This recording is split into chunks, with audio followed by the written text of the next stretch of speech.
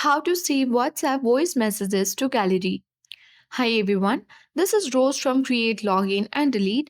Now without any further ado, let's dive right into the video.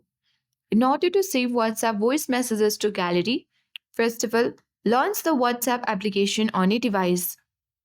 Once you reach on the chat section of WhatsApp, tap three dots at top right corner of the screen and select settings. Now on the settings page, you need to choose storage and data option. Scroll down and under Media Auto Download, select when using mobile data. And here you need to choose audio and checkmark audio option and select OK. For when connected to Wi-Fi, you need to do the same and select OK. And for when roaming as well, checkmark audio option and select OK. And after that, your voice messages will be automatically downloaded and saved to gallery if someone sends you on WhatsApp. So that's how we save WhatsApp voice message to gallery. I hope this video helped you. If you are new to our channel, hit the like button and then subscribe for more tech and tips videos. Thank you for watching.